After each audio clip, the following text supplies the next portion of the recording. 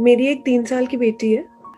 तो मेरा क्वेश्चन उससे रिलेटेड है कि अभी एक वीक पहले ही आपकी एक वीडियो आई थी कि बचपन में ही मेन कंडीशनिंग बच्चों की हो जाती है 15 साल की एज तक, you know what they learn, what they absorb from the environment.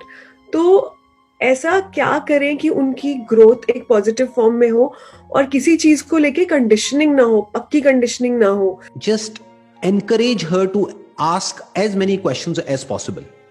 Let her question everything. बस ये सिखा दो उसको कि बचपन से ही क्वेश्चन पूछने से कभी पीछे नहीं हटना है, और जब भी वो कोई क्वेश्चन पूछे, गिव योर 100% अटेंशन टू हर.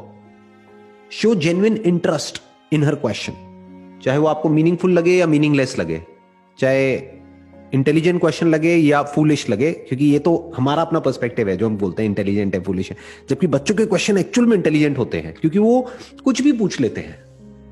हमारे तो प्री कंसीव नोशंस होते हैं, जैसे ही कोई कुछ पूछता है एकदम से वहां से आंसर निकल करके आ जाता है, बट बच्चे किसी भी चीज को क्वेश्चन कर सकते हैं. So let her question anything and everything, जो भी उसके माइंड में आता है, और कभी भी उसके क्वेश्चन से भागना नहीं है. यानी कुछ भी पूछती है, अभी तो बहुत छोटी है आपकी जो डॉटर है, she is just 3 years old, but जैसे जैसे वो बड़ी होगी वो सब कुछ पूछेगी आपसे, एक एक चीज पूछेगी.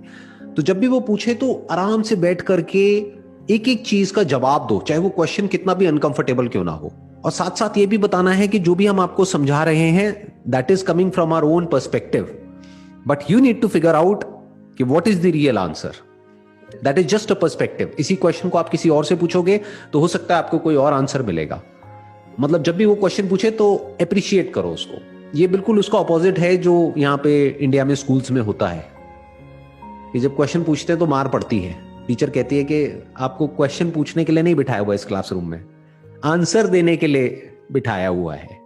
कायदे से क्या करना चाहिए कि टीचर को आंसर देना चाहिए, तभी उसको टीचर कहेंगे, तभी गुरु कहेंगे, और जो स्टूडेंट है उनको क्वेश्चन पूछना चाहिए. जबकि अगर देखा जाए तो हमारे एजुकेशन सिस्टम में इसका एग्जैक्ट ऑपोजिट होता है. टीचर क्वेश्चन पूछता है, या जो एजुकेशन सिस्टम है वो क्वेश्चन पूछता है बच्चों से, और बच्चों का काम है आंसर देना. इसको कंडीशनिंग बोलते हैं. So let her ask anything and everything. Let her put a question mark even on your strongest beliefs for that matter.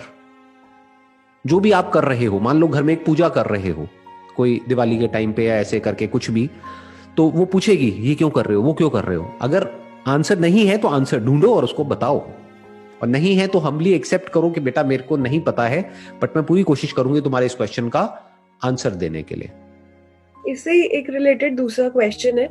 मैंने कहीं पढ़ा था कि बच्चे, आप उनको जो बोलते हो वो नहीं समझते, बट आप जो करते हो वो सीखते हैं. तो कुछ चीजें अगर हम में नहीं है तो वो अपने बच्चों में कैसे लेके आए. For example there is one thing कि कितनी भी स्ट्रॉम आ जाए, but you have to be calm. एक आपका भी सेशन था that there was a painting, there was a storm and but the person was very calm. So if I get very anxious very easily, so मैं कैसे सिखाऊं कि you have to be काम, या कुछ भी जो भी एक लाइफ स्किल्स होती है वो अगर हम में भी नहीं है कुछ, तो वो हम कैसे सिखाएं. अगर एक्चुअल में आप उसको कह रहे हो डोंट बी एंशियस, और आप खुद एंशियस हो, तो पहले अपनी एंजाइटी को ओवरकम करो, फिर उसको बोलो. नहीं तो उसको क्लियर बोल दो जो सच है. अगर बच्चों को कुछ सिखाना ही है ना, तो सच बोलना सिखाओ, सच सुनना सिखाओ. That is more important than any skill और any habit for that matter.